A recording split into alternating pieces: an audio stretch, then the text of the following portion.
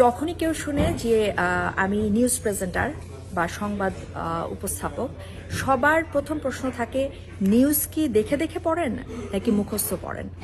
এই যে একটা ব্যাপার মানুষের জানার আগ্রহ, প্রত্যেকটা মানুষের ক্ষেত্রে দেখি আমি এই প্রশ্নটা।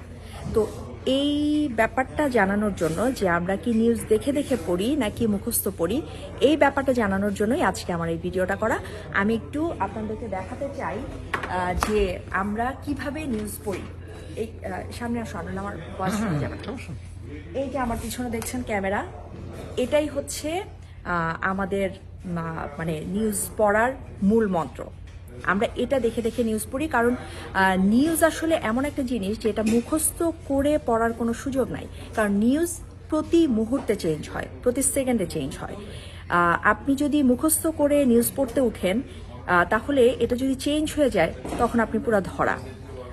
সেই সাথে আরেকটা জিনিস হয় যে নিউজের প্রচুর লাইভ কানেক্টিভিটি থাকে, অনেক নতুন নিউজ আসে আমাদের। তো সব কিছু যখন একসাথে একটা জায়গায় জমা করা হয় এবং আমরা যখন ওটা পড়ি, তখন মুখস্থ করে পড়ার সুযোগ নেই। সেই সাথে মুখস্থ, এত বড় একটা নিউজ মুখস্থ করে পড়া, এটা সাধারণ মানুষের পক্ষে খুব একটা সহজ না। তো সেই জন্যই আমাদের জন্য এই বিশেষ ব্যবস্থা। এটা হচ্ছে, এটাকে বলা হয় অটো কিউ।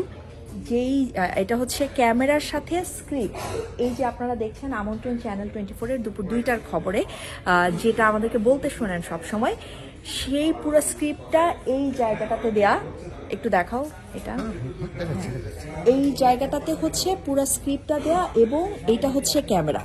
অর্থাৎ আপনি যখন আমাকে স্ক্রিনে দেখছেন, আপনি যখন আমাকে টেলিভিশনে দেখছেন, তখন আপনি এই ক্যামেরার মাধ্যমে আমাকে দেখছেন এবং আমি এই ক্যামেরার মধ্যেই যে স্ক্রিপ্টটা আছে সেটা দেখে দেখে পড়ছি।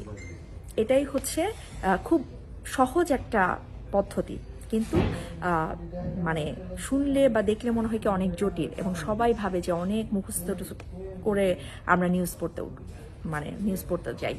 আরেকটা জিনিস হচ্ছে যে এটার কন্ট্রোল থাকে আমাদের কাছে, নিউজ প্রেজেন্টারদের হাতে।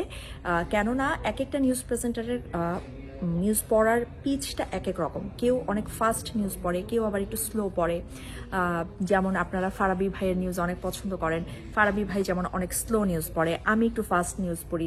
তো এই জন্য কন্ট্রোলটা আমাদের কাছে দেওয়া থাকে যেন আমরা নিজেদের মতো করে কন্ট্রোল করে নিউজটা পড়তে পারি। আমি যদি একটু দেখাই যে সেটে, যদি একটু দেখাই যে ওই ক্যামেরা ওইটাতে চলো।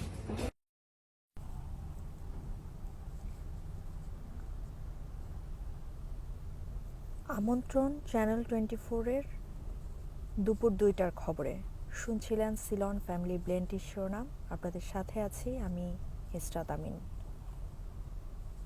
দেশে গণতান্ত্রিক ধারা ও জনপ্রতিনিধিত্বশীল সরকার আছে বলেই উন্নয়ন হচ্ছে। গৃহায়ন এবং গণপূর্ত মন্ত্রণালয়ের 11টি প্রকল্পের উদ্বোধনী অনুষ্ঠানে এ কথা বলেছেন। তো আপনারা দেখলেন যে আমি যখন আমার মতো করে কন্ট্রোল করছিলাম প্যাডেল দিয়ে, তখন স্ক্রিপ্ট আস্তে আস্তে উপরে উঠে যায় এবং আমরা তখন দেখে দেখে এভাবে পড়তে থাকি।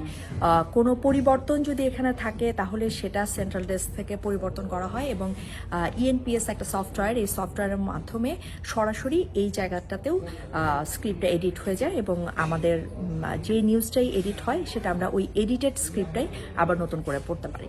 তো এখন থেকে আমার এই ভিডিও দেখার পর নিশ্চয়ই আর কারো মনে এই প্রশ্ন থাকবে না যে আমরা নিউজ দেখে দেখে পড়ি নাকি মুখস্থ করে পড়ি।